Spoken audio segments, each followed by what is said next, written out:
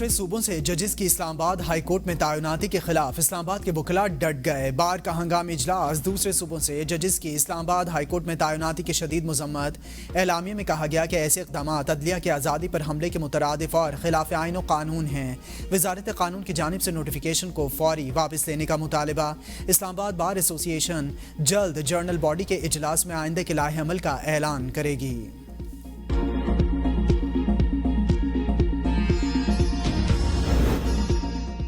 وزیر داخلہ محسن نقوی کی اسپیکر قومی اسمبلی سردار ایاز صادق سے ملاقات۔ مذاکرات کے لیے حکومت کی جانب سے مثبت پیش رفت کے باوجود پی ٹی آئی کے رویے پر گفتگو۔ محسن نقوی نے اپوزیشن اور حکومتی جماعتوں کو ساتھ لے کر چلنے میں اسپیکر قومی اسمبلی کی کاوشوں کو سراہا۔ کہا ایاز صادق نے حکومت اور اپوزیشن جماعتوں کو اکٹھا کرنے کے لیے قابل ستائش کردار ادا کیا۔ دونوں رہنماؤں کا ملک کی بہتر ہوتی معاشی صورتحال پر اطمینان کا اظہار۔ ملاقات میں عوامی مسائل کے حل کے لیے کیے گئے حکومتی اقدامات پر بھی بات چیت کی گئی۔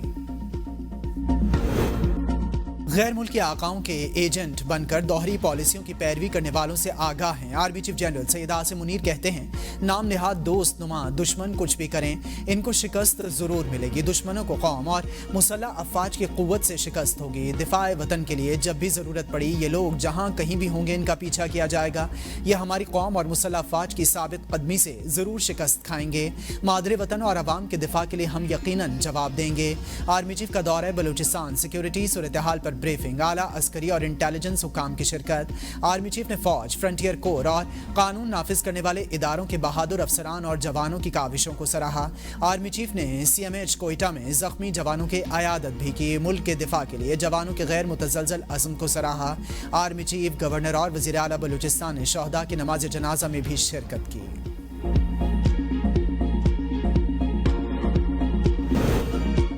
پہلی مرتبہ گھر خریدنے والوں کو ٹیکس میں مکمل چھوٹ دینے کی تجویز۔ وزیر اعظم کی ہدایت پر ریل اسٹیٹ اور ہاؤسنگ شعبے کی بحالی کا ورکنگ پیپر تیار۔ رہائشی گھروں کے لیے اضافی منزلوں کی تعمیر کی تجویز بھی شامل۔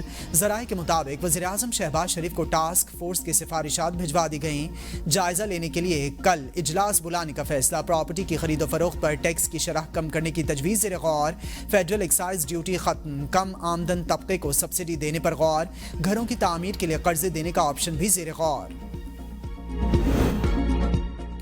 ایران کے ساتھ تجارتی معاملات کو بڑھایا جائے، پاکستان ایران دوستی کی نئی شروعات کریں گے۔ گورنر پنجاب کا تقریب سے خطاب۔ کہا پاکستان اور ایران میں بہت سی قدریں مشترک ہیں۔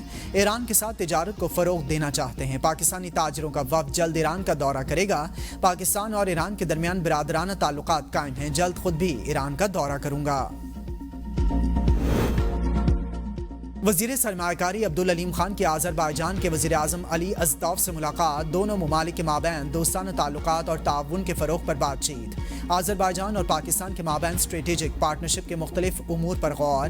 آذربائیجان کے وزراء کا مشترکہ منصوبوں میں دلچسپی کا اظہار۔ موٹر ویز میں سرمایہ کاری کے لیے آذربائیجان سے اعلیٰ سطحی وفد اسی ماہ پاکستان کا دورہ کرے گا۔